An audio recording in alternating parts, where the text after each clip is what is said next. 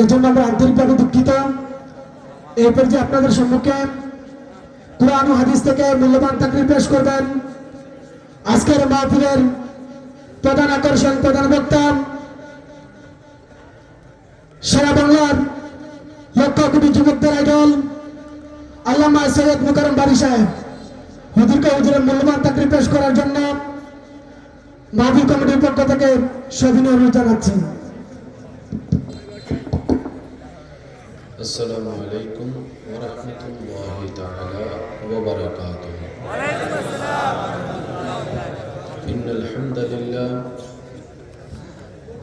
إن الحمد لله والصلاة والسلام على رسول الله والحمد لله رب العالمين والعاقبة للمتقين والصلاة على النبي الكريم وآله وأصحابه أجمعين أما بعد فأعوذ بالله من الشيطان الرجيم ببركة بسم الله الرحمن الرحيم إن الله وملائكته يصلون على النبي يا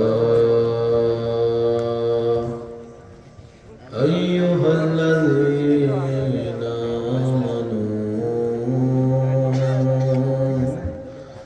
صلوا عليه وسلموا تسليما اللهم صل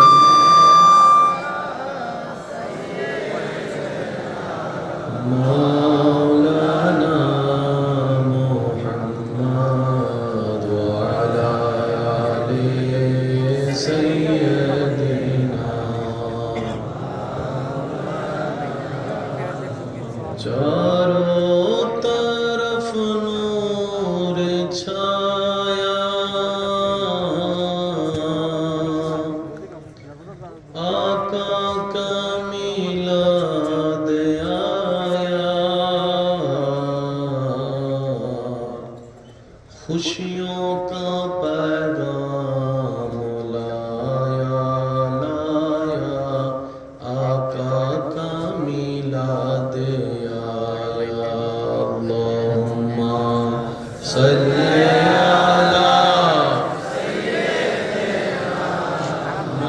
मौलाना मुहम्मद व अला आलि सय्यदिना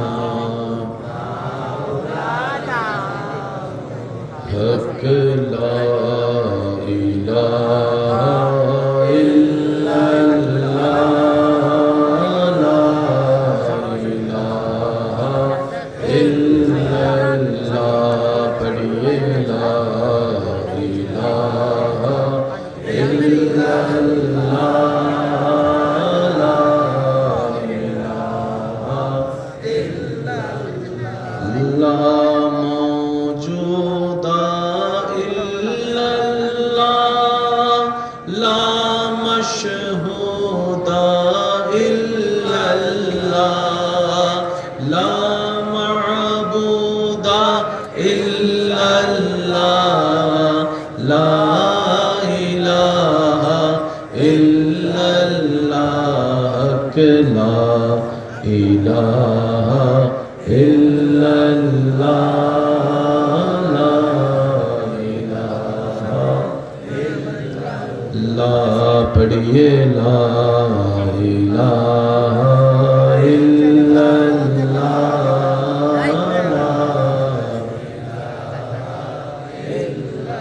हस्बी रब्बी जल्लल्लाह मा फी क़ल्बी गैरुल्लाह हस्बी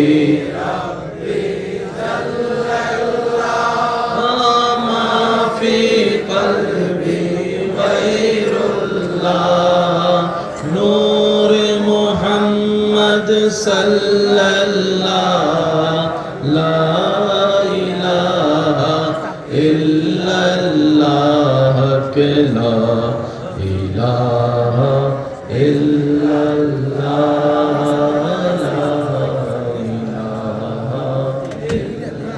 শেষবারের মতো যার যত শক্তি আছে মুহাম্মতের ইমানি আওয়াজে সবাই একই আওয়াজে হক লা ইলাহা ইলাহা ইল্লাল্লাহ পড়িয়ে লা ইলাহা ইল্লাল্লাহ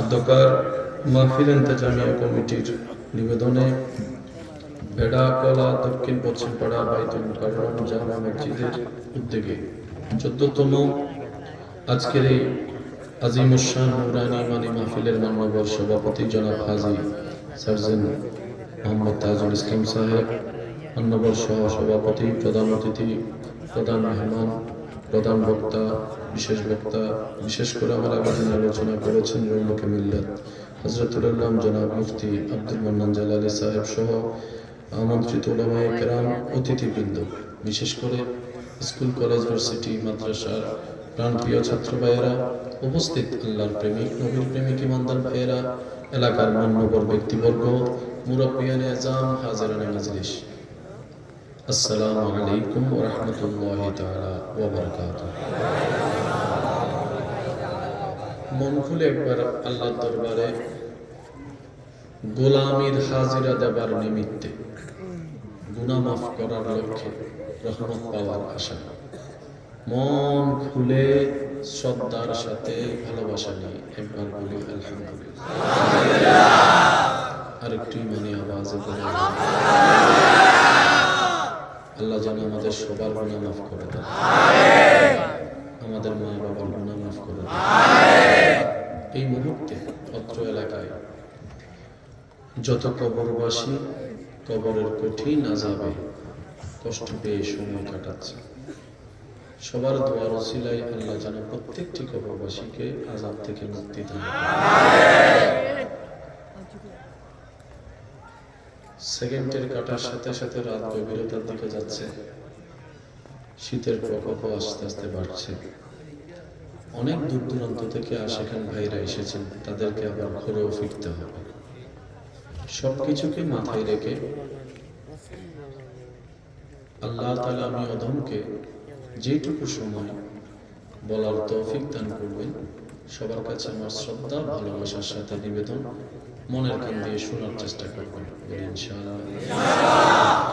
দ্বিতীয় নম্বর কথা, আমার কোনো কথা, কোনো শব্দ, কোনো বাক্য কাউকে জোর করে গ্রহণ করার দরকার নেই, তবে অনুরোধ রাখবো নিরপেক্ষ বিচারক হয়ে নিজের বিবেকের আদালত দিয়ে প্লাস মাইনাস হিসাব করে প্রত্যেকটা কথাকে ভেবে দেখবেন, সঠিক মন লাগলে গ্রহণ করে নেবেন, ভুল মনে হয়ে গেলে বাদ দিবেন, কোনো সমস্যা নেই। তৃতীয় নম্বর অনুরোধ, আমাকে একটু আওয়াজ দিয়ে সহযোগিতা করতে হবে। যারা যারা আল্লাহর খুশির জন্য আওয়াজ দিয়ে সহযোগিতা করতে রাজি আছি, তারা একবার বলি মারহাবা। আল্লাহ পাক আপনাদের এই মুহাব্বতকে কবুল করুন। আজকের এই অনুষ্ঠানটুকু শুরু থেকে এখন পর্যন্ত যা হয়েছে, আল্লাহ প্রত্যেকটা কিছু কবুল করুন। এই মাহফিল 14তম। এই মাহফিলের শুরু থেকে আজ পর্যন্ত যত আলোচক, উলামায়ে কেরাম, শ্রোতা, আয়োজক, যারা আজকে কবরে শুয়ে আছে, আল্লাহ সবাইকে মাফ করে জান্নাতের বাগানে শোয়ার ব্যবস্থা করে দিন। যত উলামায়ে কেরাম আছেন, তালিবুল ইলম ভাইরা আছেন, বাবা দাদা নানার বয়সী যারা আছেন, ওনাদের দোয়াকে মাথার উপর ছাদ বানিয়ে আমার যুবক ভাইদের শক্তিকে সাথে নিয়ে সামনে এগোনোর চেষ্টা করছি। ওয়া মা তাওফীকি ইল্লা বিল্লাহ। আজকের মাহফিলটা মসজিদের উদ্যোগে, মসজিদ কারগো মাশাআল্লাহ, রিপ্লাইটা খুব সুন্দর, বলি মসজিদ কারগো বাইতুল্লাহ, আল্লাহ পৃথিবীর সবচেয়ে পবিত্রতম একটা জায়গা।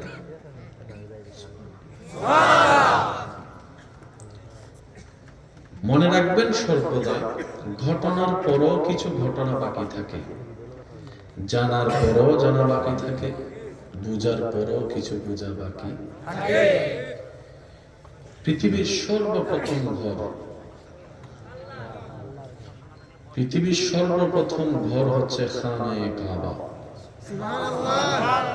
ইন্না আউওয়ালা বাইতিন উদিয়া লিন-নাস। মক্কা শরীফে যে ঘরকে লক্ষ লক্ষ মানুষ তাওয়াফ করে, কাবা, সেটা কি? বাইতুল্লাহ, আল্লাহর ঘর। মসজিদ বাইতুল্লাহ, আল্লাহর ঘর।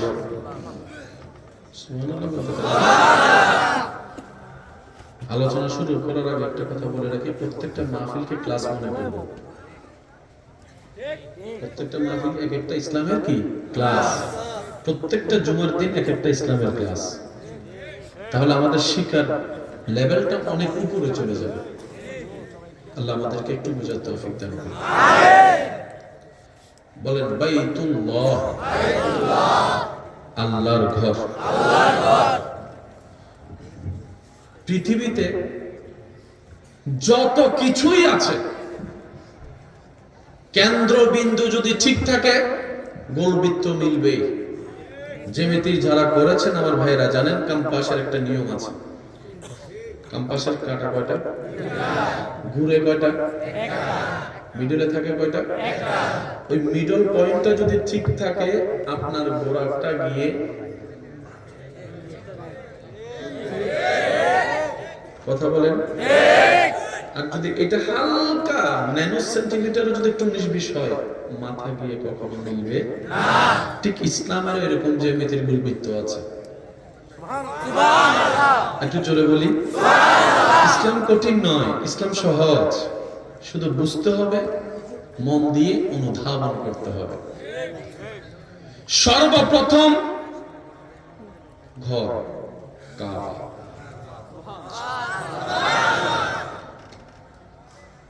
সেই কাবাকে পুনর্নির্মাণের জন্য আল্লাহ তাআলা ইব্রাহিম নবীকে বললেন, একটু সামনে এসে বসুন। আল্লাহ পুনর্নির্মাণ করার জন্য নবী ইব্রাহিমকে বললেন, ইব্রাহিম, ভাইয়া মনোযোগ, মনোযোগ, মনোযোগ প্লিজ। একটু আগে আপনারা কালেকশন করছেন না, ব্যক্তির জন্য না মসজিদের জন্য? যে যেরকম সামর্থ্য আছে দিয়েছেন। তবে আমার একটা অনুরোধ, হারাম টাকা হলে দিয়েন না। হারাম হলে দোয়া চাই,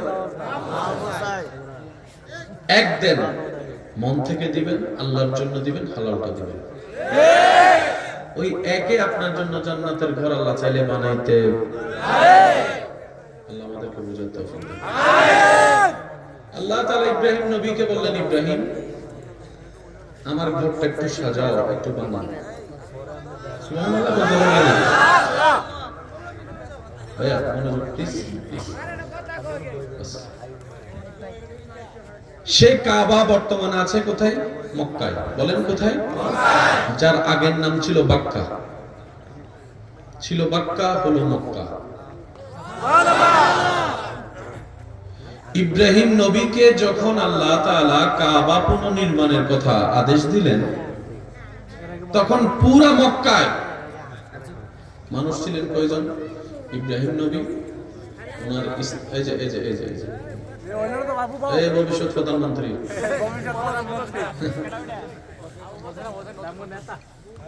নেতা বহন যায় না এখন কোন নেতা হইয়া বইয়া যায় সামনে। ইব্রাহিম নবী, ওনার স্ত্রী, ওনার সন্তান, 3-4 জন। এখন যে মক্কা দেখি সে মক্কা তখন ছিল না ভাই, এই পরিবেশটা তখন ছিল না। আল্লাহ তাআলা বললেন, একটু মনের কান দিয়ে শুনবেন, আল্লাহ তাআলা বললেন, ইব্রাহিম আমার জন্য বানাও। ইব্রাহিম নবী বললেন, আল্লাহ বানাতে তো আমি পারি, তুমি যদি দয়া করো।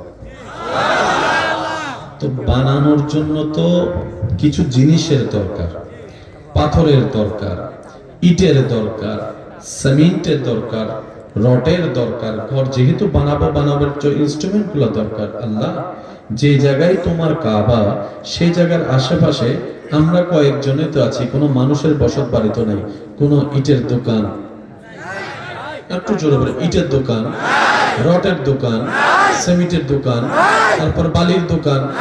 তো বানাবো কিভাবে? সুবহানাল্লাহ এমন ভাবে বলবেন যেন শয়তানের গালে জুতার বাড়ি পড়ে। একটু জোরে বলেন না সুবহানাল্লাহ। বানাবো কিভাবে? রব্বুল আলামিন বলে, আদেশ আমি দিয়েছি, হুকুম তুমি পালন করো, যা দরকার আমি আল্লাহ সব ব্যবস্থা করে দিচ্ছি। উলামায়ে কেরামের দোয়া চাচ্ছেন, হুকুমদাতা আল্লাহ, মিস্ত্রি বলেন, মিস্ত্রি বানাবে কি?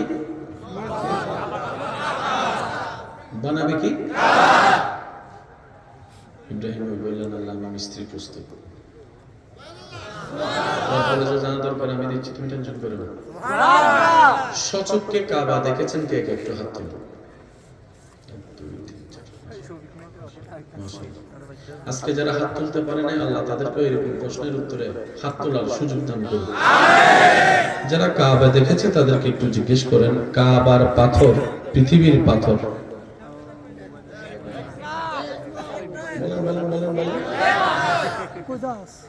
কাবার পাথরে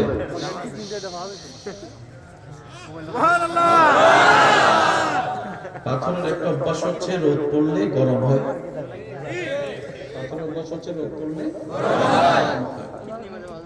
কাবার সেই দেওয়াল মুবারকে এত ভিড়ের ভিতরে মানুষ শুধু একটু আশা করে, এটা যদি একটু লাগাইতে পারে। এমনও পর্যন্ত আছে বলে, জান জায়গা যাক, বুকটা কাবার সাথে থাকবে, ধ্যানটা রবের দিকে থাকবে, জানটাই বের হয়ে যাবে, এটাই আমার জীবনের সবচেয়ে বড় সৌভাগ্য হয়ে যায়। মানুষ জান বাঁচার জন্য দোয়া করে। আপনারা হয়তো আমার সাথে কথা হবেন, এখানে অনেক মুরব্বীরা হজে গেলে, উমরায় গেলে দোয়া করে, দোয়া করিস ওখানে যেন মরে যেতে পারে। আওয়াজ দেন না রে ভাই। অন্য জায়গায় মানুষ বলে দোয়া করিস যেন আল্লাহ আমাকে সুস্থ করে ভালো করে, আর ওখানে গেলে দোয়া করিস। কারণ কিছু মরার মধ্যে আছে শান্তি, কিছু মৃত্যুর মধ্যে আছে ইজ্জত, কিছু মৃত্যুর মধ্যে আছে প্রশান্তি, কিছু মৃত্যুর মধ্যে আছে মরণ হলেই জান্নাত। সেজন্য একটু বোঝার চেষ্টা করবেন, তর্ক ঝগড়ার নাম ইসলাম নয়, মহব্বতের নাম ইসলাম।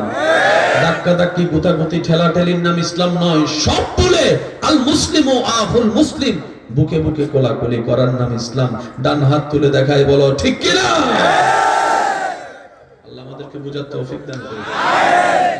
ইব্রাহিম নবী বলে, আল্লাহ পাথর ইট বলেন না নাই, আল্লাহ পাক বলে আমি দিচ্ছি। সুবহানাল্লাহ। আমাদের ইটের সাইজ কত দূর? আপনারা তো ভালো বলবেন না, বাচ্চাদের 2 আঙ্গুলে আলগানো যায় কাবা শরীফের এক একটা। আর একটু জোরে বলি, এবার বলেন, আমি সবার মনোযোগ চাচ্ছি। আপনাদের এলাকায় যতগুলো ঘর হয়েছে সব ঘরের ডিজাইন কে? ঘর হয় আগে নাকি নির্মাণ করা হয় আগে? নির্মাণ আগে নাকি প্ল্যানিং আগে? ইঞ্জিনিয়ারের স্ট্রাকচার ছাড়া আপনি ঘর বানাতে, কারণ যে কোনো মিস্ত্রিকে আপনি যদি ইনভাইট করেন, সে প্রথমে বলবে আমাকে কি দাও, এটা কি ড্রয়িং দাও, মানুষ তো এটা তা জানি না, কি ড্রয়িং দাও। সেই ড্রয়িং এর আপ টু বটম যদি আপনার কখনো চোখে পড়ে, আপনি দেখবেন সেখানে রড কয়টা লাগবে সেটাও লেখা থাকে, সিমেন্ট কতটুক লাগবে লেখা থাকে, বালি কতটুক লাগবে লেখা থাকে, লিন্টার কত দূর হবে লেখা থাকে, কত সুতা রড লেখা থাকবে, সিমেন্ট কতটুক দিবে লেখা থাকে, সব মেজারমেন্ট একটা জায়গায় থাকে। এবার আমি সবার মুখে শুনতে চাই, কাবা শরীফের একটা আকার আছে না নাই? একটু জোরে বলি, কয় কোনা? বলি সামনে একটা মেহরাব আছে, হাতিম, যেখানের ভিতর নামাজ পড়া মানে কাবার ভিতরে নামাজ পড়া। কাবার ডিজাইনটা হচ্ছে এরকম। তো ইব্রাহিম নবী বলে, আল্লাহ বানাতে তো প্রস্তুত, ডিজাইনটা দাও না। শুনি না, আশিকের আওয়াজ লাগবে সুবহানাল্লাহ। আমি প্রস্তুত, কিন্তু ডিজাইন কই? রব বলে যে ডিজাইনও দিচ্ছি, দুনিয়ার কাবাকে সেই আদলে বানাও, সাত আসমান উপরে ফেরেশতারা যে বাইতুল মামুরকে তাওয়াফ করে বাইতুল মামুরের ডিজাইনে কাবা বানাও। ওই কাবায় তাওয়াফ করে ফেরেশতা। সুবহানাল্লাহ বলে যায় কি? আর একটু আস্তে করে কোন? আরে এই কাবায় তাওয়াফ করে বান্দারা। এবার মিস্ত্রি প্রস্তুত, ডিজাইনও আছে, তো মিস্ত্রির সাথে কি লাগে?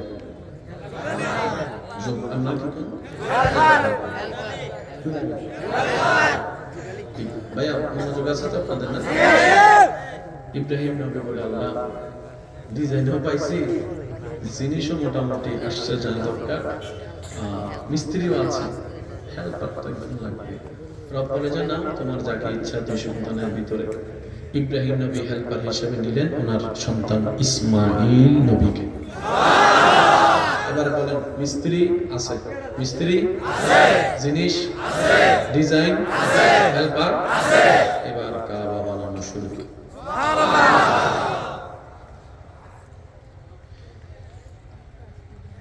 উনি ধরলেন পাথর, সেটা আর ভারী মনে হয় না, ফুলার মতো মনে হয়। লাগানো শুরু করলেন। অনুমতি দিলে, অনুমতি যদি দিতে চান মাশাআল্লাহ বলবেন। হ্যাঁ, অনুমতি দিলে একটা কথা বলবেন, মাশাআল্লাহ। পৃথিবীর বুকে আমার বৈজ্ঞানিক ভাইয়েরা, ইঞ্জিনিয়ার ভাইয়েরা হয়তো আমার সাথে একমত হবে, যত বড় আর্কিটেক্ট হোক না কেন, সবকিছু বানানোর পরে একটা ডিউ দেয়, টাইম দেয়, এক সপ্তাহ, যদি আমি ভুল বলে না থাকি। পদ্মা সেতু, যমুনা সেতু, কিছু বড় মার্কেট, আমেরিকান মার্কেট, জাপানি মার্কেট, জোরে কয় না, প্রত্যেকটা কিছুর একটা ডিউ আছে, আর সেই ডিউ অনুযায়ী রড ব্যবহার করা হয়। কাবা পৃথিবীতে স্বয়ং এমন একটি ঘর যেটার মধ্যে কোনো ভিত্তি প্রস্তর করা হয় নাই, ফাউন্ডেশন দেওয়া হয় নাই, রড ব্যবহার হয় নাই, রড ব্যবহার। মাইকের আওয়াজ যতটুকু যাচ্ছে, যেখান থেকে শুনতে পাচ্ছেন গভীর মনোযোগ। নিচে যত মজবুত, উপরে তত শক্ত। সেজন্য আপনি যদি 5 তলার ফাউন্ডেশন অনুমতি নেন, আপনি 4 তলা বানান, 1 তলা আপনি গ্যাপ রাখেন, কেন? যেন 5 তলাটা লোক না হয়, ওভারলোড যেন না হয়। 4 তলা যদি 5 তলা বানান, যেখানে জিনিস রাখবেন ওভারলোড হয়ে যাবে, সেটা যেন না হয়, বিল্ডিং এর বেসে যেন ক্ষতি না হয়। কাবা নিচে কোন ওই কি জানি বলে আপনাদের বেস ঢালাই, সিসি ঢালাই, আরসিসি ঢালাই, রডের পাহাড়, 1450 বছর নয়, হাজার হাজার বছর ধরে এই পৃথিবীর বুকে কত সুনামি আসলো, কত ভূমিকম্প আসলো, কত দশে পড়লো, কাবা এখনো ইজ্জতের সাথে দাঁড়িয়ে আছে।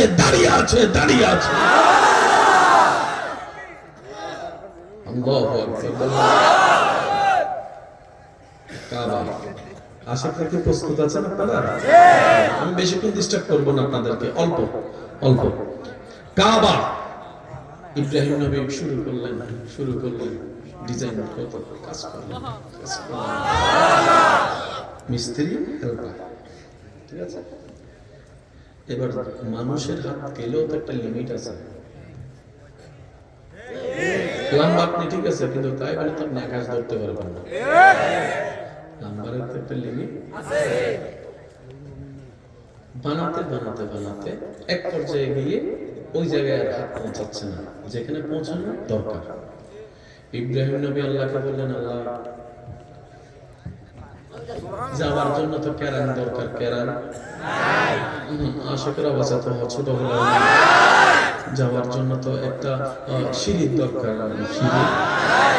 আল্লাহ আমি করবো কিভাবে? রব বলে যে হুকুম যেহেতু আমি দিয়েছি, তদারকি তো আমিই করতেছি, আমিই দেখতেছি, আমিই ব্যবস্থা করব, তোমার চিন্তার দরকার নাই, তোমার ভাবনার দরকার নাই।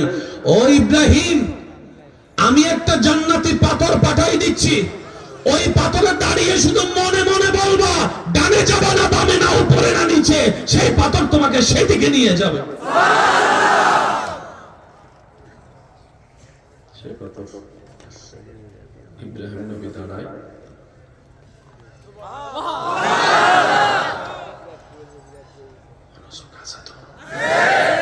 আজকে হালকা পাগলামি চলবে, যদি আপনাদের অনুমতি থাকে। ওনারা রিয়ান গরিয়া নাই ডাইরেক্ট সিটেন নেই বুঝতে পারে, আমরা সোজা সিটেন। হ্যাঁ, ইব্রাহিম নবীকে সেই পাথরটা দান করলেন, যে পাথরটা এখনো পর্যন্ত কাবা শরীফের দরজার সামনে বরাবর। একটু বুঝেন কথা, যেটা সম্পর্কে আল্লাহ কোরআনে বলেছেন ওয়াত্তাখিযু মিন মাকামে ইব্রাহিম, নামাজ পড়তে কাবা শক্ত। এদিকে আপনাদের কাবা কোন দিকে? পশ্চিমটা কোন দিকে? এদিকে না? এবার মুফতি, মুহাদ্দিস, ইঞ্জিনিয়ার, ডাক্তার যে কোনো নামাজ পড়তে গেলে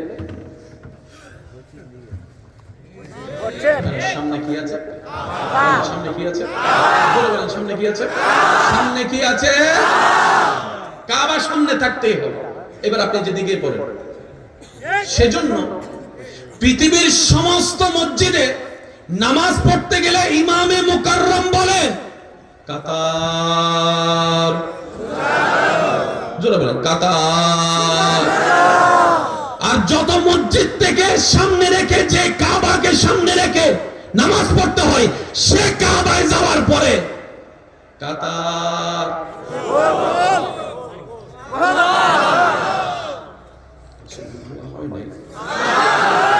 প্রত্যেকটা মসজিদে কাতার, না হলে নামাজ হবে না। আর কাবার সামনে যে কাতার সোজা করলে নামাজ হবে না। বুঝলে কোন না বুঝলে আর কি তা কইতে। কাবা সামনে রাখলে গোল করে দাঁড়াতে হয়, গোল করে দাঁড়াতে হয়। সুবহানাল্লাহ বলতে থাকেন।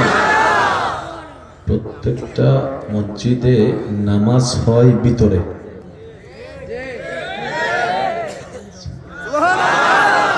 দুনিয়ার প্রত্যেকটা আল্লাহর ঘর মসজিদে নামাজ হয় ইনসাইড, ভিতরে।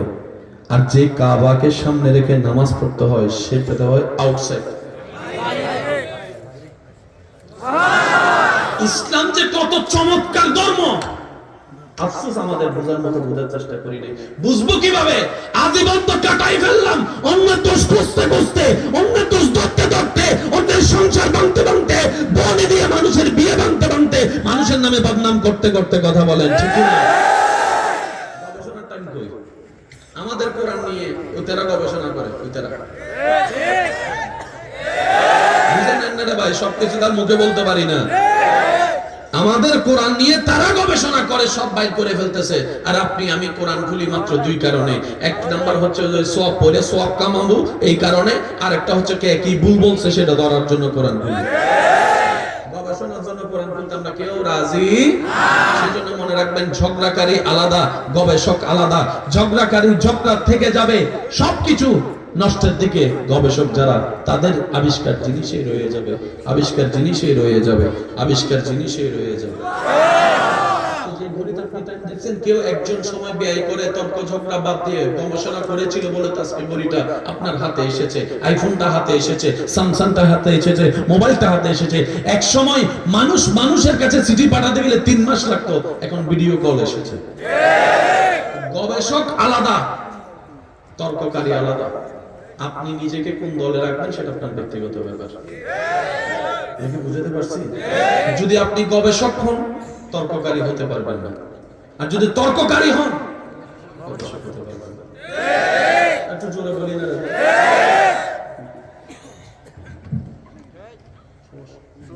ভিডিও করব। সবাই শুধু লাইক কমেন্টস,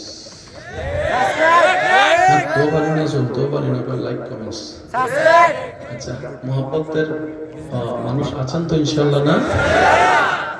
আল্লাহ পাথরটা পাঠিয়ে দিলেন, ইব্রাহিম নবী কাজ যা করার যেভাবে করার করলেন। এবার আপনারা তো জানেন, প্রত্যেকটা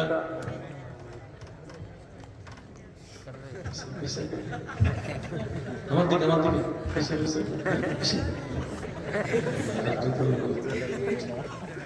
আচ্ছা মাহফিলকে হাসির পাত্র বানান না। আদব আদব মুসলমানদের দুইটা বড় সম্পদ, একটার নাম আদব, একটার নাম মোহাম্মদ। কয়টা জিনিস বললাম ভাই? এই দুইটা থাকবে, ইসলাম থাকবে, মোহাম্মদ থাকবে, আদব থাকবে, সব থাকবে। এই দুইটাকে একটা সাইড করে দিবেন, আপনি ইসলামও পাবেন না, আমলও পাবেন না, সংসারও পাবেন না, পরিবারও পাবেন না, দুনিয়াও পাবেন না। কারণ স্বামী স্ত্রীর ভিতর যদি আদব না থাকে সংসার হবে? তারা বিয়ে করছেন তারা তো অন্তত বলেন না, একটু আদব না থাকলে হবে, মোহাম্মদ না থাকলে হবে? আপনি নামাজ থেকে আদব বের করে ফেলেন, নামাজ শেষ। কথা বলেন না। আপনি আল্লাহ তওয়াফ করা থেকে মোহাম্মত বের করে ফেলেন, তওয়াফ শেষ। দুটো বেস আপনাকে রাখতে হবে, সব জায়গায় মনে রাখবেন। মনোযোগ আছে ইনশাআল্লাহ না? সবকিছু মানা করে আপনারা তো জানেন, যতই এস্টিমেট করেন না কেন 100তে 100 কিছু কাজ করার পরে কিছু থেকে যায়, কিছু আল্লাহর ঘর বানানোর পরে যা কিছু অবশিষ্ট ছিল, ইব্রাহিম নবী বলে আল্লাহ বলে কি করব, কি করব? আল্লাহ পাক বললেন ইব্রাহিম এই অবশিষ্ট জিনিসগুলোকে নিয়ে আকাশের দিকে ছুটে দাও। আকাশের দিকে ছুটে দিলে কি হবে? আল্লাহ পাক বলে যে সেগুলো আমার ব্যবস্থা, তোমার চিন্তা করার দরকার নেই। আল্লাহর হুকুমে ওই অবশিষ্ট যা তা আকাশের দিকে ছুটে দেওয়ার সাথে সাথে রব্বুল আলামিন কুদরতি ব্যবস্থাপনায় সেই অবশিষ্ট গুলাকে যেভাবে আল্লাহর ইচ্ছা সেভাবে পৃথিবীর আনাচে কানাচে ছড়িয়ে দিয়েছেন।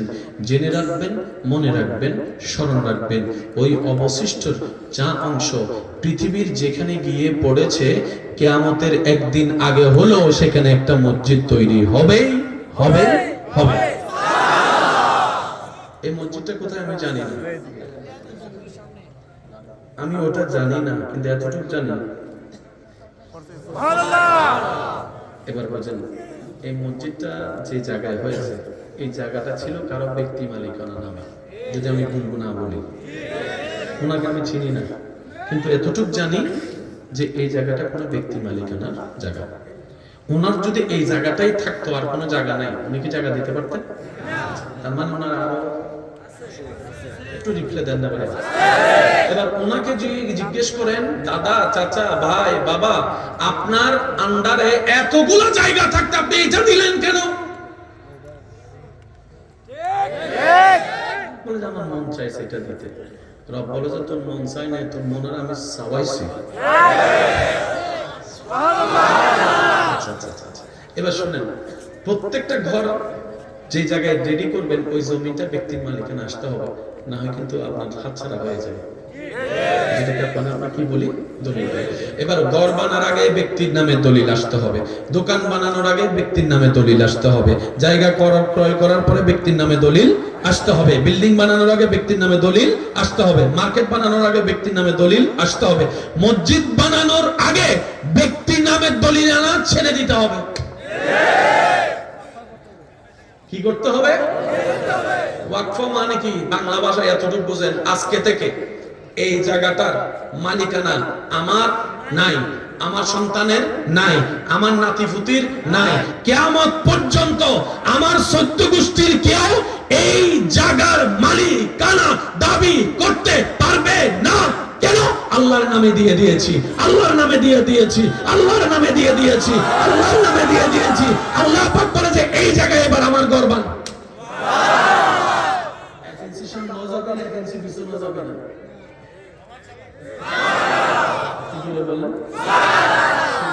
প্রত্যেকটা ঘরের দরজায় বেল থাকে,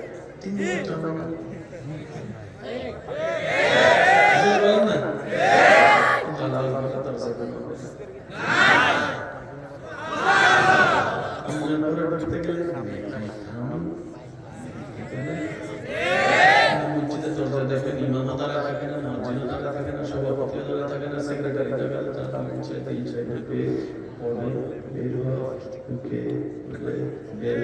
রব বলে যে এই জন্যই তো আগে আমার নামে দিয়েছি, যাতে আমার বান্দারা ঢুকতে পারে, মন খুলে করতে পারে। একটু জোরে বলেন না সুবহানাল্লাহ। হৃদয়ের জানালাটা খুলে দাও না,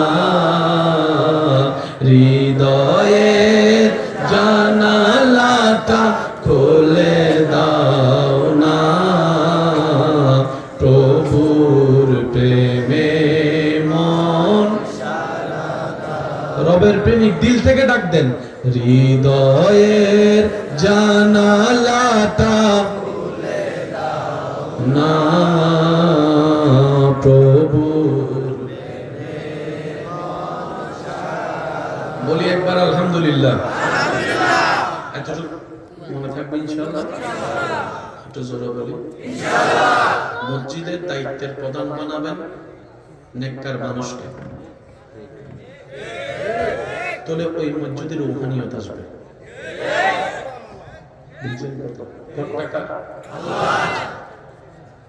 এখানে যতগুলো মানুষ আছেন, নাম ভিন্ন, এলাকা ভিন্ন, গ্রাম ভিন্ন, কিন্তু সবার পরিচয় একদিকে এক। সেটা কি?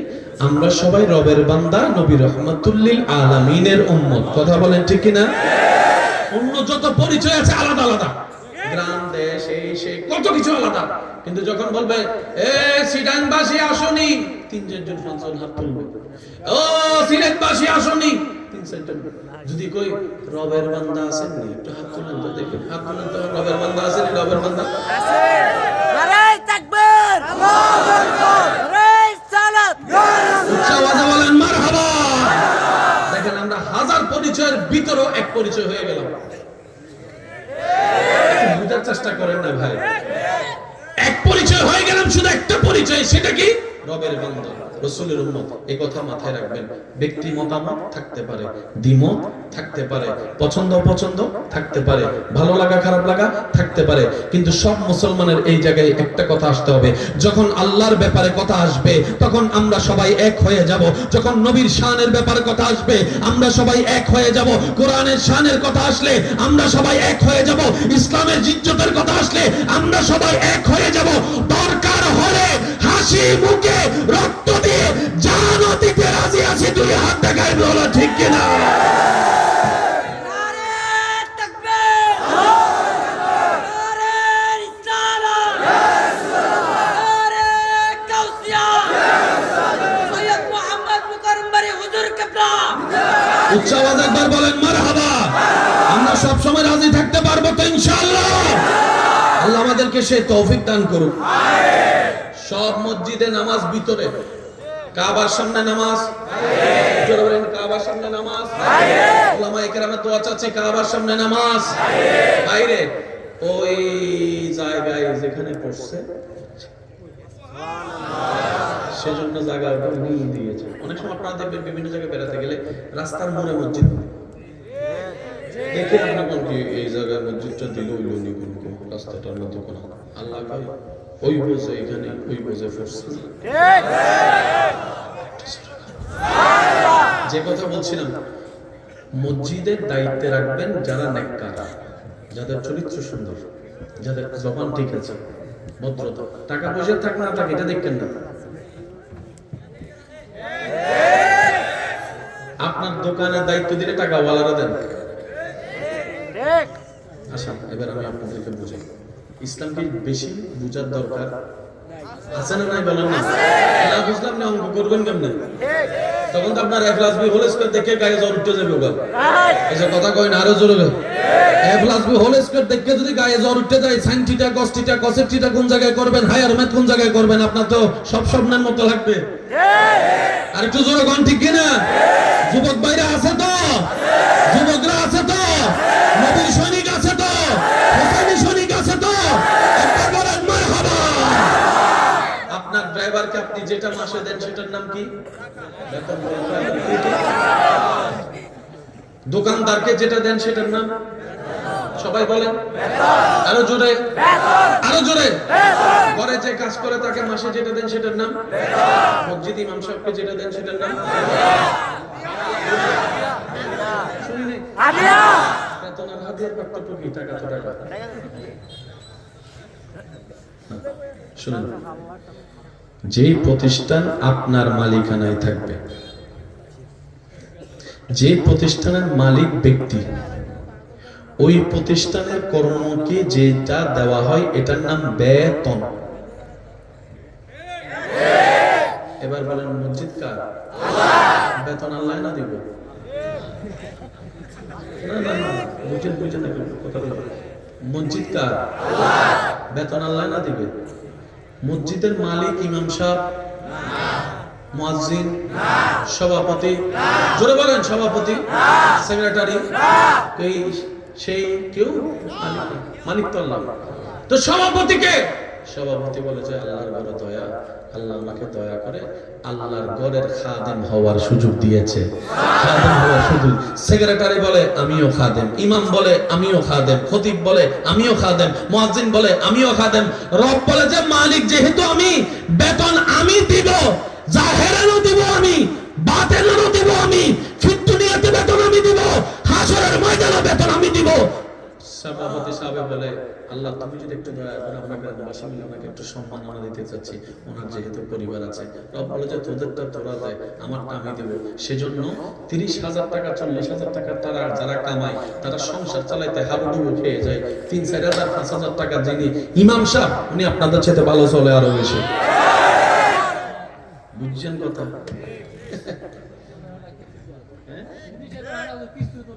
আচ্ছা 30,000 হয় না, আরো কিস্তি চলতে হয়। কিন্তু এখন ইমাম সাহেব, কোন ইমাম সাহেব কিস্তিতে আছে বলে আমার জানা নেই।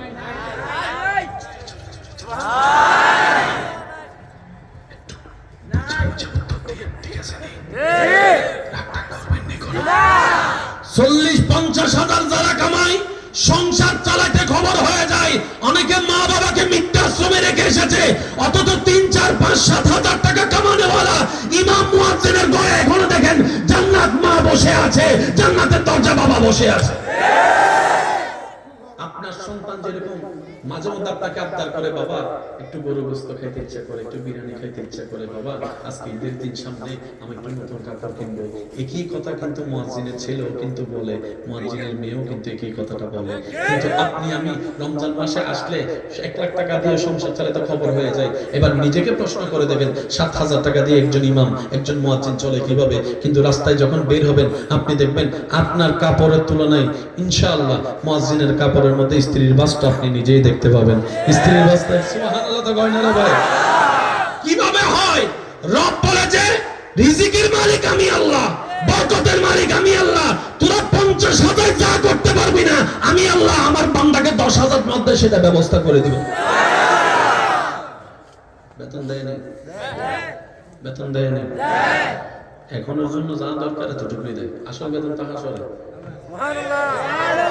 মুয়াজ্জিনের কণ্ঠ দিয়ে নূর যখন বাইরে হবে হাসরের ময়দানে, তখন হাসরের পাশে সবাই দেখে বুঝবো এই দুনিয়াতে আল্লাহু আকবার বলে আল্লাহর দিকে মানুষ ডাকছিল, এটা দুনিয়ার মুয়াজ্জিন, দুনিয়ার মুয়াজ্জিন, দুনিয়ার মুয়াজ্জিন। সেজন্য মনে রাখবেন, মসজিদ যদি নিয়ামত নিতে চান, মসজিদকে প্রথম শর্ত পবিত্র করবেন। পবিত্র অর্থ হচ্ছে দুইয়ে পবিত্র করা না, মসজিদের নিয়ন্ত্রণটা পবিত্র করবেন।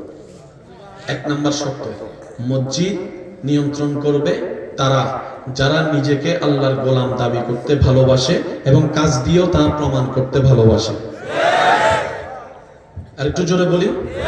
এবার আমার ভাই আমাকে বলবেন, ভাইয়া ওই আসলে তো বিষয়টা হচ্ছে যে আমাদের চালাইতে গেলে তো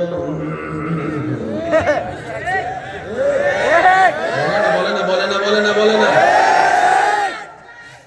আল্লাহর ঘর কি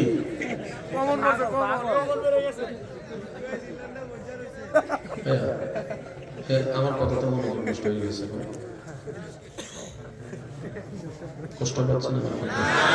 আর 10 মিনিট আছে, তারপর আমি বিদায় নিচ্ছি আপনাদের। কষ্ট নিয়ে না ইনশাআল্লাহ। বিরক্ত হচ্ছেন যে আপনারা? রিজিকের মালিক বরকতের মালিক আপনাদের গ্রামে হইলে বলবেন, না হলে বলার দরকার নাই। 1000 মানুষকে যদি আচ্ছা এখানে বিয়েতে বই রাখতে কত দেন দাওয়াত? 200 300 400 না? কত আনুমানিক বলেন না? 100 200 300। সিটাঙ্গে শুরু করতে হয় 1000 দিয়ে। এটা এখন 2 3 4,000 যদ্দূর যায়। আল্লাহ আমাদেরকে এই সমস্ত কুসংস্কার থেকে হেফাজত করুক। ইসলামের বিয়েতে মেয়ের বাবার কোনো খরচই নেই। ইসলামের বিয়েতে মেয়ের বাবাদের কোনো খরচ, জোরে বলেন না, কোনো খরচ। আমাদের ভাগ্য খারাপ যে আমরা সেটা আনতে পারিনি। আজকে সেজন্য মেয়ের বাবারা ভয় করে আমার মেয়েগুলোকে কেমনে বিয়ে দিব। এবার আসেন, 100 জন মানুষ যদি দাওয়াত দেন, খাওয়ার কয়জনের আয়োজন করবেন? 100 দিয়েছেন আপনি, 150 জনের খাবার কেন করবেন? আমার ভাই আমারও কইব কিছু বেহাইয়া আছে,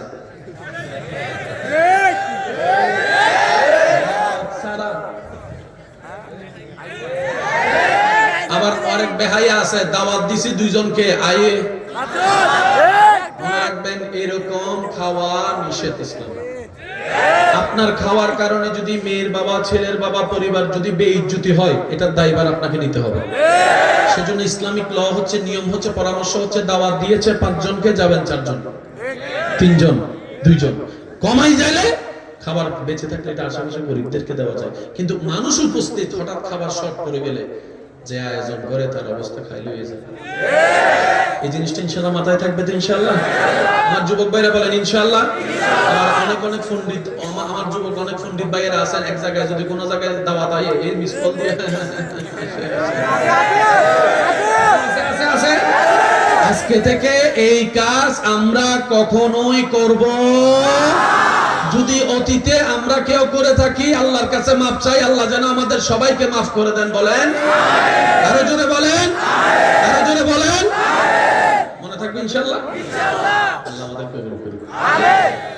150 জন মানুষ খাবার পরে আয়োজন করছেন, 150 জন। অনেক সময় দেখা যায় 200 জন মতো মানুষ খাবার পরে কিছু খাবার, তখন আপনারা কি বলেন? আল্লাহ রহমত করতে।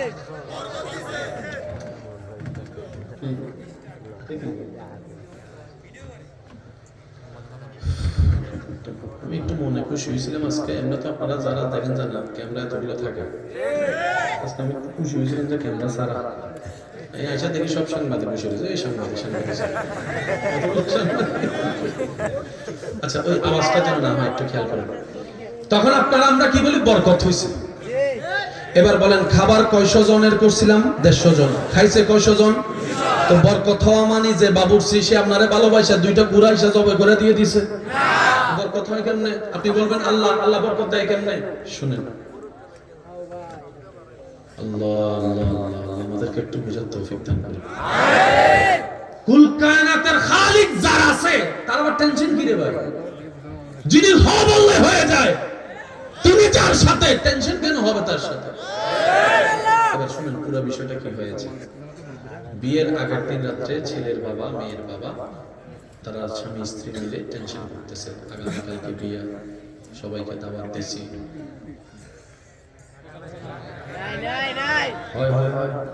এখানে অনেক মাহফিল কমিটি আছে না, বললে মিলে কিনা আপনারা প্রস্তুতি দিবেন। অনেক সময় মাহফিলে আপনারা প্রস্তুতি নিয়ে নিয়েছেন, আপনারা সবকিছু অ্যারেঞ্জ করেছেন, কিন্তু অনুমোদন আদিয়া উঠে অনেকে চিন্তা করে একদিন আগে কেমনে করবো, কেমনে করবো, কেমনে করবো, কিন্তু দেখা যায় সব মাহফিল শেষ হয়ে মোনাজাত শেষ হয়ে সবাই চলে গেছে, মাহফিল সুন্দর শেষ হয়েছে। আমার ভাই কয় সত্য হয়েছে কেমনে রে? আল্লাহ কয় আমি করে দিছি। আল্লাহর কাজ কখনো আটকায় থাকবে না। এই মসজিদ আপনারা কিচ্ছু দিয়েন না, আমি কইতেছি কিচ্ছু দিয়েন না। দেখবেন যে আল্লাহ দেনওয়ালা মানুষ পাঠায় দিয়েছে, কাম হয়ে গেছে। আল্লাহর কাজ যদি আমি মনে করি আমি না দিলে হবে না, তাহলে আমি ভুলের রাজ্যে আসি। আমি এই জন্য বলছি কথাটা, কেউ যদি মনে করে যে আমরা দিলে হবে, না দিলে হবে না। বুঝতে পারছি কথা? আচ্ছা, ওই মেয়ের মা বাবা, ছেলের মা বাবা বসে বসে যখন কথা বলতেছে, বাবা যখন টেনশন করতেছে কালকে কি করবো, কালকে কি করবো, কালকে কি করবো, কেমনে কি হবে, আগের দিন, বিয়ের আগের দিন হঠাৎ করে মেয়ের মা, ছেলের মা বলতেছে, ওগো স্বামী টেনশন করো না, আল্লাহ আছে। স্বামীকে টেনশন মুক্ত করার জন্য শুধু বউয়ে বলছে একটা কথা, আল্লাহ আছে। সাথে সাথে অবস্থা সাথে সাথে আল্লাহ পাক ফেরেশতাকে ডেকে বলে, ফেরেশতা আমার বান্দা আমার নাম নিল মনে হয়, কি ব্যাপার? আল্লাহ কালকে তার ছেলে মেয়ের বিয়ে তো টেনশন করতেছে।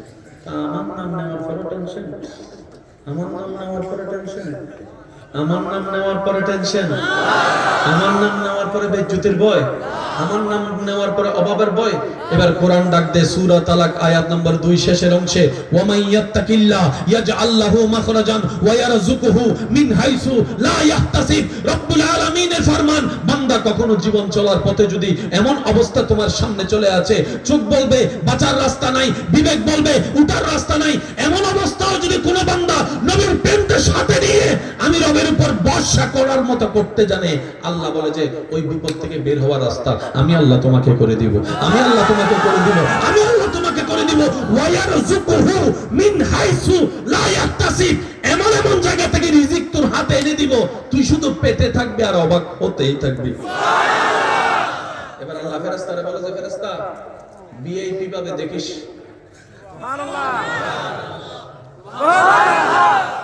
হেডকোয়ার্টার থেকে লাই চলে আসছে VIP পাবে। এবার আমার এই ভাই বোনেরা তার টেনশন, এগুলো জানো না বুঝো না, ওনারা ওনাদের মতো কাজ করতেছে, আল্লাহ আল্লাহর কাজ করতেছে, ওনারা ওনাদের কাজ করতেছে, ফেরেশতা ফেরেশতার কাজ করতেছে। 250 জনের খানা 250 জন খাওয়ার পরও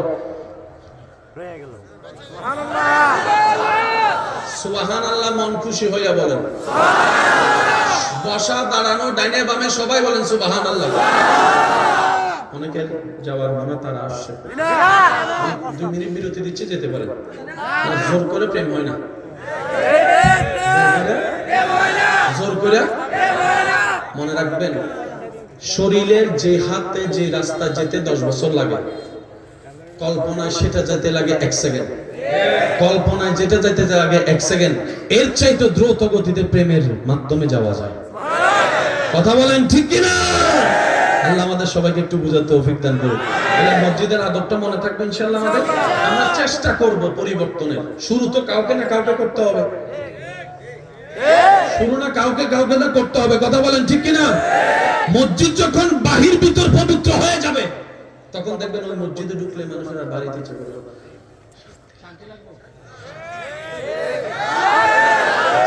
সৌদি আরবের বাদশা আছে না, মালিক বলে, মালিক বাদশা মালিক, কিন্তু যখনই মক্কা মদিনার হেরামের কথা বলে তখন ওনাদেরকে মালিক বলে না, খাদেমান বলে, খাদেমান। আমি সৌদি বাদশা ঠিক আছে, কিন্তু মক্কা মদিনার হেরাম মসজিদের ব্যাপারে আমি মালিক না, খাদেম। খাদেম খাদেম বাদশা হয়, খাদেম বাদশা হয়, খাদেম সভাপতি, খাদেম ইমাম, জোরে বলেন ইমাম, খতিব, মুয়াজ্জিন, সবাই খাদেম, মালিক। একজন আরেকজনকে সুন্দর করে শ্রদ্ধা করে ব্যবহার করতে হবে। যদি সভাপতি যদি গাবাই কথা বলে তাহলে মালিক হয়ে গেল। আল্লাহ পাক বলে যে তুমি যখন মালিক হইছো আমি দায়িত্ব ছেড়ে দিয়েছি। সেজন্য কোন মসজিদকে যদি কেউ কয় এটা আমগো বাফার মসজিদ, তুই বাইরে, ওই মসজিদে নামাজ আর কথা। আমি নামাজ পড়লাম, যদি ফল না পাই নামাজটা পড়ে লাভ কি? আমি যে ব্যায়ামটা করলাম এটার উপকার না পাইলে আমার লাভটা কি? বেতন তো লাগবে আমার, তাই না? এখন আমি 50,000 নামাজ পড়ে হাসর ময়দানে যদি যাইয়া দেখি একটা ওয়াক্তও কাজে আসে না, বুঝতে পারছেন কথা? দুইটা বিষয়ে কখনো কম্প্রোমাইজ করবেন না আমার যুবক ভাইরা। আমি আবদার করে বলি যারা আমাকে ভালোবাসেন, বলবো ইনশাআল্লাহ। একটা হচ্ছে নিজের জীবন নিয়ে কোনো কম্প্রোমাইজ করবেন না, কারো জন্য কান্না করে সময় নষ্ট করবেন না, কারো জন্য চোখের পানি ফেলে নিজের চোখের পানিকে অবমূল্যায়ন করবেন না, কারো জন্য মন খারাপ করে সময় নষ্ট করবেন না, কারো সেকায় টাকা খেয়ে নেশা করে নিজের জীবন নষ্ট করবেন না। আরেকটা হচ্ছে ঈমান। ঈমানের ব্যাপারে কোনো বাপ দাদা চাচা চাচা কোনো কিছু নাই। ঈমান মানে ঈমান, ঈমান মানে ঈমান, ঈমান মানে ঈমান। ঈমানের ব্যাপারে কোনো কম্প্রোমাইজ। একটা বিষয় বললাম, একটা হচ্ছে জীবনের ব্যাপারে। ফেল গেছেন তো কি হয়েছে? আপনি যদি ফাঁসিতে ঝুলে যান আর ফাঁস করতে পারবেন, জীবন কম্প্রোমাইজ করে লাভ কি? বুঝতে পারছি? এইখান ফেল করছেন, হয়তো পড়ালেখায় ফেল করছেন, আল্লাহ চাইতে আপনি ব্যবসার মধ্যে গোল্ডেন প্লাস পেয়ে যেতে পারেন। আছে না? না এরকম অনেক ব্যবসায়ী আছে না, পড়ালেখায় ভালো ছিল না কিন্তু ব্যবসার মধ্যে যাই ছক্কা মেরে দিচ্ছে। একটা আওয়াজ দেন না ভাই, ঠিক কিনা? মনে রাখবেন আপনাকে যে আল্লাহ পাঠিয়েছেন উনি আপনার সব ব্যবস্থা করে রাখছেন, আপনাকে একটু ধৈর্য ধরে অপেক্ষা করতে হবে। আপনি যদি আল্লাহ রাখছে আপনার জন্য কোটিপতি হবেন আপনি 2030 সালে, আপনি যদি 26 সাল থেকে 25 সাল থেকে 24 সাল থেকে যদি যুদ্ধ করেন তাহলে তো হবে না। 30 সাল আসা পর্যন্ত অপেক্ষা অপেক্ষা। আল্লাহ আমাদের সবাইকে একটু বুঝার তৌফিক দান করুন। কোনো সমস্যা হচ্ছে নাকি? কোনো সমস্যা হচ্ছে? সমস্যা হলেও বলতে পারেন, সমস্যা নেই। কারণ সমস্যা যেখানে সমাধান আমরা বোকার মতো বাইরে সমাধান খুঁজি, এর লাগাই পাই না। আল্লাহ আমাদের সবাইকে একটু বুঝার তৌফিক দান করুন। এবার সেই পাথরটা, যে পাথরটা এই ইব্রাহিম নবীর কদমের মধ্যে লেগেছেন, যেটা এই কাজটা করেছেন। মনে রাখবেন, পৃথিবীর সর্বপ্রথম লিফট হচ্ছে ওই পাথর। শুনি নাই আমি? এই পাথরের আগে এমন কোন ঘটনা ঘটেনি যেটা মুভ করে। সুবহানাল্লাহ বলি না? সর্বপ্রথম লিফট। আল্লাহর ঘর যারা তাওয়াফ করেছেন তাদেরকে জিজ্ঞেস করেন, 7 তাওয়াফ করার পরে 2 রাকাত, এই 2 রাকাত আপনি সেখান থেকে পড়লে হবে না, এমন ভাবে পড়তে হবে আপনার এবং কাবার মাঝখানে যেন ওয়াত্তাখিযু মিন মাকামে ইব্রাহিমা মুসাল্লা, ওই জায়গাটা যেন থাকে, এভাবে নামাজ পড়তে হবে। সুবহানাল্লাহ। এতটুক যারা কথা বুঝতে পারছি তারা একবার বলি মারহাবা। যুবকের আওয়াজ আরো গর্জন দিয়ে বলেন মারহাবা। এবার ঘর বানানো শেষ। ইব্রাহিম নবী বললেন, আল্লাহ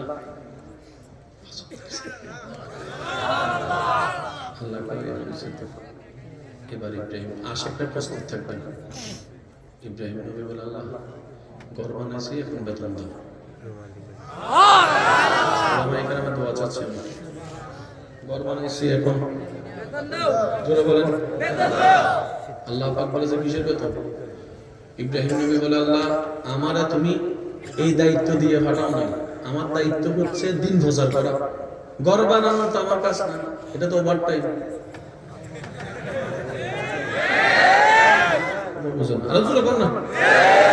আমার দায়িত্ব হচ্ছে যে দ্বীনের প্রচার করা, দাওয়াত দেওয়া।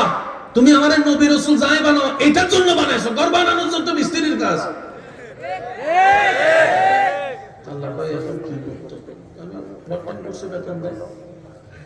আল্লাহ পাক বলে, কোরআন বুঝতে হবে। আল্লাহ পাক বলে, ইব্রাহিম ঠিক আছে বেতন যেহেতু তুমি চাইছো, 2টা স্বর্ণের পাহাড় দিব।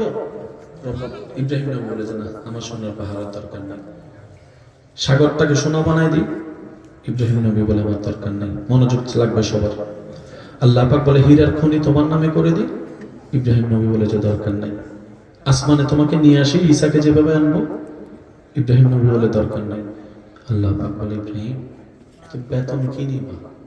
তুমিই বলো, বেতন কি নিবা তুমিই বলো। এইবার সেই দিনের সাক্ষী ঘটনা কোরআন উত্তর দেয়।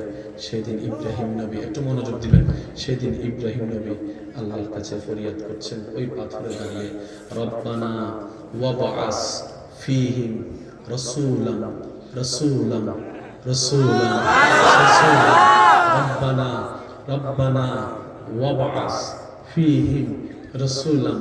ও আল্লাহ, আমি জেনেছি তোমার দয়ায়, শুনেছি সেভাবে যেভাবে তুমি চেয়েছো। আল্লাহ, সমস্ত সৃষ্টিতে মানব শ্রেষ্ঠ, আশরাফুল মখলুকাত।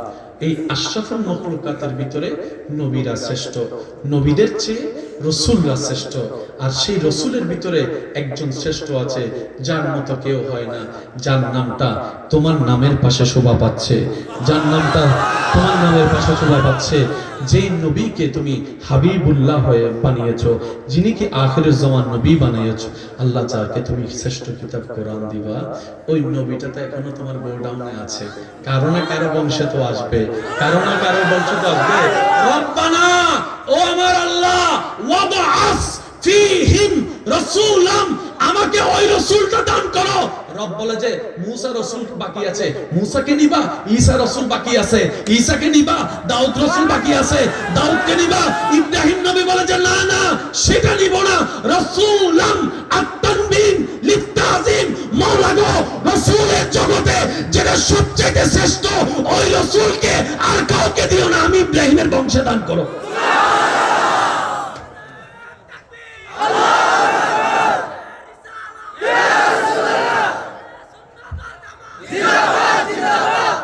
বলেন সুবহানাল্লাহ।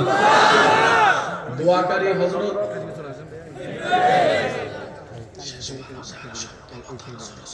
দোয়াকারী কার কাছে? কার জন্য? আমাদের রাসূলের জন্য। কার জন্য? এবার ইব্রাহিম নবীর সন্তান বলেন না, তো যে কোনো একজনের মাধ্যমে তো আসতে হবে, দুইয়ের মধ্যে। ইব্রাহিম নবীকে আল্লাহ কয়, ইব্রাহিম দুইজন তো আছে, তোমার ওলা কোনটা দিয়ে দেব? আল্লাহ, তোমার ইচ্ছা। যে ঠিক আছে, যে এই কাজে তোমার পাশে ছিল, সেজন্য বলে সৎসঙ্গে স্বর্গবাস। বেনামাজি লোকে চললে বেনামাজি, বুঝতে পারছেন? সেজন্য সঙ্গী কে হবে আপনি নিজে সিদ্ধান্ত নেন, কার সাথে চললে আপনার স্ট্যান্ডার্ড বাড়বে। নামাজের সাথে চলতে থাকলে দুনিয়াতেও ইজ্জত পাবেন, আখিরাতেও ইজ্জত পাবেন ইনশাআল্লাহ। এটা বুঝেন না? আমি কই ভাই কি তাকাস, কথা কই না, টেনশন বেশি, টেনশন হলে এটা খায়, টেনশন হলে এটা খায়। তো সিগারেট যে বানাইছে হে কি এটার ভিতরে টেনশনের ওষুধ দিছে নি? টেনশনের ওষুধ দিছে নি? আপনি খাইলে যে তো তখন সাইকোলজি ডাক্তার বলে এটার ভিতর ওষুধ নাই, তুমি মনে করছো এটা খেলে টেনশন কমে, সেজন্য টেনশন কম লাগতেছে, ওটার ভিতর কোনো ওষুধ। কেমন জিনিস দেখেন, নিজেরও ক্ষতি সবারও ক্ষতি। তো যারা সিগারেট খান, আমি কাউকে দোষারোপ করি না, কারণ আমার যতটুকু জানা এবং বুঝ, আমার গবেষণা যতটুকু বলে, বেশিরভাগ মানুষ সিগারেট ধরছে বন্ধুর পাল্লায় পড়ে। হাসা বসে এক টান দাস না, এক টান দাস না মানে কি জানেন? আমি একা কিল্লেগা ক্যান্সারে যাইতাম, আমার ভাই হাত তুলে, আমি একা কিল্লেগা ক্যান্সারে যাইতাম, তুইও চল, তুইও চল, তুইও চল। আমার একা গেলে টাকা নষ্ট হইব, হ্যাঁ তোরটা জম্ব আমারটা নষ্ট হইতো না, তুইও চল, তুইও চল, তুইও চল। আপনি ওনারা বন্ধু মনে করছিলেন, আসলে কি বন্ধু ছিল না কি ছিল, এটা আপনি এখন নিজেই বিশ্বাস করেন, নিজেই বুঝলেন। কথা বলেন, কথা বলেন, ঠিক কিনা? তবে যারা সিগারেট খান, আমার আপনার কাছে একটা অনুরোধ, বাইরে ঘরে সিগারেট খাই না, ছোট ছোট বাচ্চারা থাকে,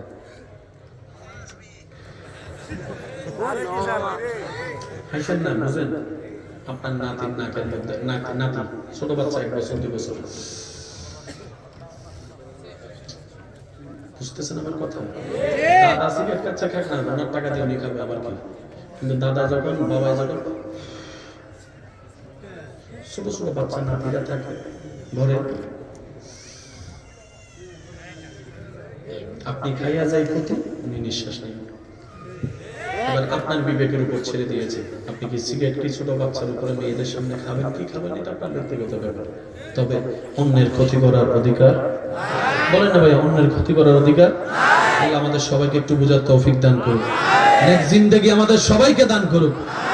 আল্লাহ পাক বলে দিলাম, দিলাম, সুবহানাল্লাহ কর না, দিলাম। সেজন্য ইব্রাহিম নবীর পরে ইসমাইল নবী থেকে আমাদের নবী পর্যন্ত মাঝখানে আর কোন নবীও নাই, রাসূলও নাই। ডাইরেক্ট ইব্রাহিম নবী থেকে ইসমাইল, ইসমাইল থেকে আমাদের নবী। সেজন্য নবী প্রায় সময় বলতেন, আমি আমার বাবা ইব্রাহিমের দোয়ার ফসল। একটু জোরে কোন যাবো না সুবহানাল্লাহ? রব্বানা ওয়াবআস ফীহিম রাসূলান, আল্লাহ ওই স্পেশালটারে কাউরে দিও না, এটা আমারে দিও। আর একটু জোরে বলেন না সুবহানাল্লাহ। নামাজ পড়তে গেলে সামনে কি থাকতে হবে?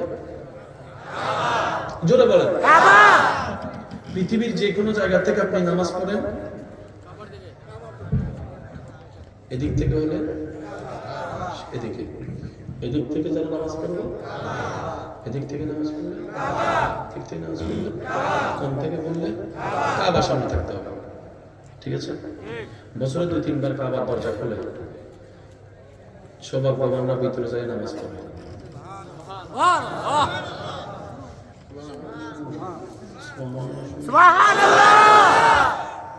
এটা কাবা, ওদিক থেকে নামাজ পড়লে এদিকে, ওদিক থেকে নামাজ পড়লে, ওদিক থেকে নামাজ পড়লে, এদিক থেকে নামাজ পড়লে। এখন আমরা সবাই কাবার ভিতরে, এখন কোন দিকে নামাজ পড়বো? জেগে ইচ্ছা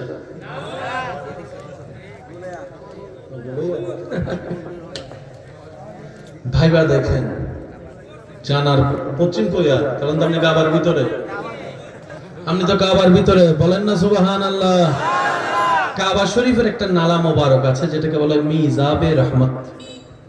আমাদের ঘরে বলারকে বলা হয় নাসি, নালা, আরো কিতা কিতা কয়তো, ওই যে বৃষ্টির পানি পড়ে আর কি। কাবা শরীফের ছাদ মোবারকের সাথে যেটা নালা আছে সেটাকে বলে মিজাবে। বলি না ভাইয়া, মিজাবে। সবাই বলে মিজাবে। যখন বৃষ্টি পড়ে তখন এখানে আশিকান আল্লাহর প্রেমিকরা যায় পাগলের মতো করে মিজাবে। আজকে গিয়ে ঘরে গিয়ে গুগল মামারে জিজ্ঞেস করবেন, নাম শুট করে রয়েছে, কয় গুগল মামা তো চিনি না, আমরা তো নতুন। অথচ সারাক্ষণ সম্পর্ক হলো ফেসবুক মামার লগে, ইউটিউব চাচার লগে, টিকটক কাকার লগে, গুগল মামার লগে। সব সময় এগুলোর লগে আছে না নাই? শুট করে রয়েছে কি কই না কইতাম না। সারা পৃথিবীর মুখ কাবার দিকে। কাবার সেই নালা মুবারক মিজাবে রহমতের যদি মুখটা দেখেন মদিনাতুল মুনাওয়ারার দিকে। সময় নেই বেশি, বলতে পারছি না বেশি, একটু শুধু বুঝে যান। পৃথিবীর কোনো গম্বুজে জানালা নাই, পৃথিবীর কোনো গম্বুজে, কিন্তু মদিনাতুল মুনাওয়ারা রাসূলের গম্বুজ মুবারকে সুবহানাল্লাহ।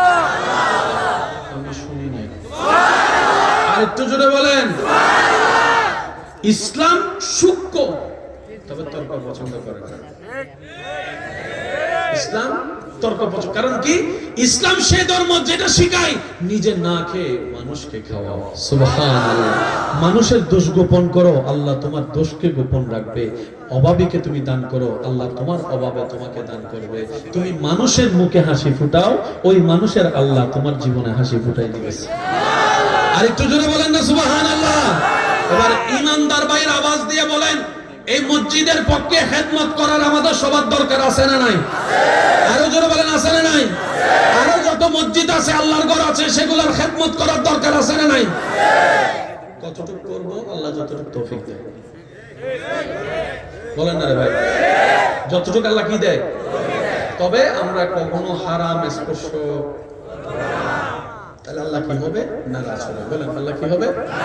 আল্লাহকে নারাজ করে কখনো সম্পদশালী হওয়া যায় না। বুঝতে পারছি? আল্লাহ খুশি হয়ে সম্পদ দিলে ওটাতে আবু হুরায়রা রাদিয়াল্লাহু তাআলার মতো ছায়ের মতো বরকত হয়ে যাবে। আর আল্লাহ যদি খুশি না হয় ফেরাউনের মতো সম্পদ থাকবে, কিন্তু গড় সন্তানের শেষ একটা কথা বলে বিদায় নিই, আপনাকে সবাই মানে, মনে করেন আপনাকে সবাই সম্মান করে, কিন্তু আপনার ঘরের বউ আপনাকে 2 পয়সার দাম দেয় না। আবিয়াটা যারা তারা ঠিক কয়, বিয়ে তারা চুপ করে বসে রয়েছে। আপনাকে সবাই মানে। এবার পাইলেন কি? পাইলেন কি? বলেন না। সবাই আপনার কথা উঠে আর বয়ে, কিন্তু আমরা ছেলে মেয়ে আপনার কথা শুনে ডাইনি বলে বাবা যায় সামনে বলে বুঝলেন না। পাইলেন কি? আপনি সারা দুনিয়া ভ্রমণ করে রাতে আসেন বাড়িতে, বাড়িতে এসে যদি শান্তি না পান, আপনার জীবনের টোটাল লাভটা কি হলো? এই প্রশ্নটা রেখে গেলাম, উত্তরটা আপনি নিজে উত্তর দিবেন। শুধু নিজেকে আমি আপনাকে সহযোগিতা করবো এতটুকু, হুয়াল্লাযী আনজালাস সাকিনাতা ফি কুলুবিল মুমিনিন। রব বলে, যে যাই করে শান্তি পাওয়ার আশায় করে, সুখে থাকার আশায় করে। বান্দা মনে রাখিস, সুখ শান্তি কোথাও নাই, আমি রবের দরবারে আছে, আমি রবের দরবারে আছে। বলেন না সুবহানাল্লাহ। আর আমি এই সুখ শান্তি যারে তারে দিই না, যে আমি রবের হবে। যখন আমি শান্তি দিতে চাই না, ফেরাউন মহলে থেকে, রাজবাড়িতে থেকে শান্তি পায় না। আর আমি যখন শান্তি দিতে চাই, ইব্রাহিম নবীকে আগুনের মধ্যে ফেলেও শান্তি দিতে পারি। আল্লাহ পাক আমাদের সবাইকে আল্লাহকে খুশি করার, নবীর প্রেম নিয়ে চলার তৌফিক দান করুক। 5 ওয়াক্ত নামাজ পড়ার তৌফিক দান করুক। বড়দেরকে সম্মান, ছোটদেরকে স্নেহ করার তৌফিক দান করুক। ভাই ভাইয়ের মধ্যে, ভাই বোনের মধ্যে ঝগড়া বিভেদ যা আছে, আল্লাহর দিকে তাকিয়ে সব মিটিয়ে মাফ করে দিয়ে এক ভাই এক বোন মিলেমিশে থাকার তৌফিক দান করুক। আল্লাহ পাক সবাই একজন বন্ধু হিসেবে থাকার তৌফিক দান করুক। আমিন। চলেন আমরা একটু সালাম দিই। ইয়া নবী সালাম আলাইকা, ইয়া রাসূল সালাম আলাইকা, ইয়া হাবিব সালাম আলাইকা, সালাওয়াতুল্লাহ আলাইকা সাইয়্যিদি ইয়া রাসূলুল্লাহ। ويا حبيب الله মদিনার অলি গলিতে চাই যে মন ছুটিয়া যাইতে বুক বরাম সালাম বিজিতে ওগো নবীজি আপনার রওজাতে ইয়া নবী সালাম ইয়া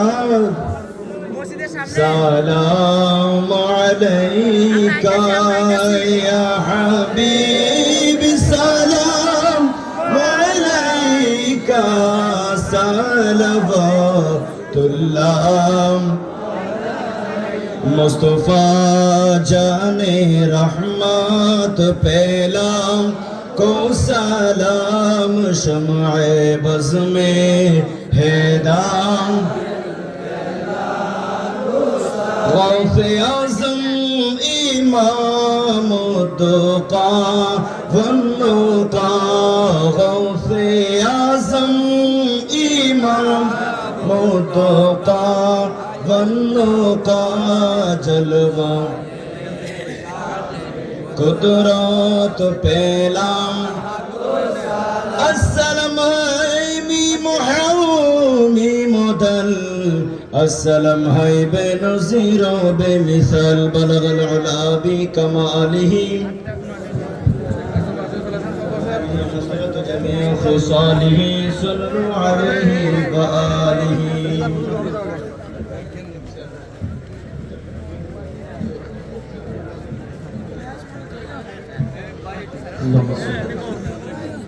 সম্মানিত উপস্থিতি এই পর্যায়ে আপনাদের সম্মুখে সংক্ষিপ্ত বক্তব্য নিয়ে আসছেন শীতলা ইউনিয়নের জনতার চেয়ারম্যান জনাব সাইফুল ইসলাম আনাউল আকবর চেয়ারম্যান মহোদয়কে ইউনিয়নের বাইরে 30 সেকেন্ড একটা কথা বলবো আমরা কেউ মাদক খাবো না রাজি আছি মাদক ব্যবসায়ীকে সহযোগিতা করব না রাজি আছি আমরা এটা যেন সকলে যুবকরা বিশেষ করে আজকে এই মাহফিলে অনেক অনেক যুবক আসছেন কিন্তু অনুরোধ করব বর্তমানে যেভাবে মাদক ঘরে ঘরে ছড়িয়ে যাচ্ছে যদি আপনার অভিভাবক যারা আছেন যদি নিয়ন্ত্রণ না আনেন আপনার পরিবার হুজুর যারা আসছে হুজুর আমাদের এই ইউনিয়নের জন্য যারা কবরস্থানে আছেন কবরবাসীর জন্য দোয়া করবেন এই ইউনিয়নে আমরা ছাত্র যুবক মুরব্বী যারা আছি তারা যেন আমরা আল্লাহ হতে পারি আল্লাহর আদেশ নির্দেশ অনুযায়ী আমরা কাজ করতে পারি দোয়া করবেন সকল কাছে দোয়া আছে দিয়েছেন সবাইকে তুমি কবুল করো আল্লাহ নিজের ব্যস্ততা ফেলে তোমার যে সমস্ত বান্দারা দূর দূরান্ত থেকে এসেছেন মাওলা গো সবার হাজিরাকে তুমি কবুল করো আল্লাহ মাহফিল কমিটির কাছে যারা দোয়া চেয়েছেন নাম জানা অজানা আল্লাহ সবার নামে নামে দোয়া ফরিয়াদ তুমি কবুল করো আল্লাহ তোমার কাছে তো আসলে কিভাবে চাইতে হয় ডাকতে হয় তোমার ভাই আমরা তো কেউ জানি না আমাদের একটা কাজের ভালো হলে 10টা গুণ হয়ে থাকে আল্লাহ মেহেরবানি করে তোমার প্রিয় বান্দা হয়ে যেন কবর যেতে পারি আমাদেরকে সই ইজ্জতের জীবন দান করো আল্লাহ যারা অসুস্থ আছেন তাদেরকে তুমি শেফা দান করো আল্লাহ যারা ঋণগ্রস্ত আছেন তাদেরকে ঋণ থেকে মুক্তি দান করো আল্লাহ যারা বিভিন্ন বন্ধুর ফাঁদে পড়ে বিভিন্ন নেশায় ঢুকে গিয়েছেন লেগে গিয়েছেন আল্লাহ তাদেরকে সেই জগৎ থেকে ফিরে আসার জন্য সহজ একটা রাস্তা তুমি ব্যবস্থা করে দাও আল্লাহ আমাদেরকে সবাইকে 5 ওয়াক্ত নামাজের সাথে বন্ধুত্ব রাখার তৌফিক দান মন ভরে যেন মা বাবার সেবা করতে পারি আল্লাহ সেই সুযোগ প্রত্যেকটা সন্তানকে দান করো আল্লাহ যাদের মা কবরে বাবা কবরে সন্তানরা হাত তুলেছে ভিক্ষার 2টা হাত আল্লাহ এই সন্তানদের দোয়ার বদৌলতে মা বাবার কবরকে আল্লাহ তুমি জান্নাতের ফুল দ্বারা সজ্জিত করে দাও রব্বুল আলামিন তুমি মেহেরবানি করে আমাদের অন্ধকার অন্তরকে তোমার নূর দ্বারা আলোকময় করে দাও আল্লাহ যে যে গুনাহ আমরা করেছি জীবনে আল্লাহ আপন মানুষটা যদি এই গুনার খবর জানতো কেউ কারো চেহারার দিকে তাকাতে পারতো না আমিন তুমি সবকিছু জেনেও সত্তার হয়ে গোপন করে রেখেছো আল্লাহ তোমার কাছে ফরিয়াদ এই যে অপরাধ গোপন হয়ে আছে, গোপন থাকা অবস্থায় তুমি মাফ করে দাও। হাসরের ময়দানে আল্লাহ আমাদের গোপনকে প্রকাশ করে আল্লাহ আমাদেরকে বেইজ্জত করিও না আল্লাহ। আল্লাহ প্রত্যেকটা পরিবারে একটু শান্তির ব্যবস্থা করে দাও। ভাই ভাই ভাই বোনের মধ্যে মিলমিশ করে দাও আল্লাহ। আল্লাহ পাক রব্বুল আলামিন, আল্লাহ পাক দোয়া চেয়েছেন মেয়ের জন্য, ক্যান্সার রোগে আক্রান্ত। তোমার পক্ষ থেকে যে পরীক্ষা আছে আল্লাহ, পরীক্ষার মধ্যে সবাইকে ধৈর্য দান করার তৌফিক দান করো আল্লাহ। যদি নিয়ামত হয় সুস্থতার ব্যবস্থা করে দাও রব্বুল আলামিন। মেয়ের জন্য বাবা দোয়া চেয়েছেন আল্লাহ, আল্লাহ পাকে দোয়াকে তুমি কবুল আর মঞ্জুর করে আল্লাহ। যাদের সন্তান ছেলে মেয়ে অসুস্থ তাদেরকে তুমি সুস্থতার ব্যবস্থা করো আল্লাহ পাক রব্বুল আলামিন। এই মাহফিলকে আগামী বছর এর চেয়ে আরো সুন্দরভাবে আয়োজন করার মতো ব্যবস্থা তুমি করে দেবে আল্লাহ। তোমার যে ঘরকে সাজানোর জন্য তোমার বান্দারা এই মাহফিলের আয়োজন করেছেন, ওই মসজিদের জন্য যা দরকার তোমার গায়েবী খাজানা থেকে দান করে আল্লাহ তুমি মসজিদটাকে সাজাই দিও আল্লাহ পাক। এই অত্র এলাকায় আরো যত মাহফিল কমিটি মাহফিল আছে সবাইকে তুমি কবুল আর মঞ্জুর করো। তুমি শেষ বিচারে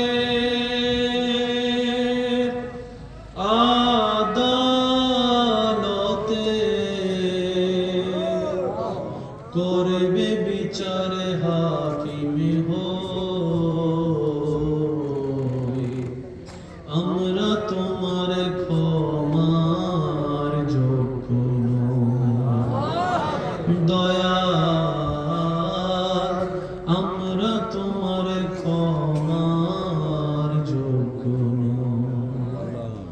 আমরা মজিয়া সংসারের মায়ায় রইলাম তোমায় ভুলে, দিন কাটাইলাম রঙ্গরসে মায়া নদীর কোলে। তুমি করলে দয়া পাব ক্ষমা, ও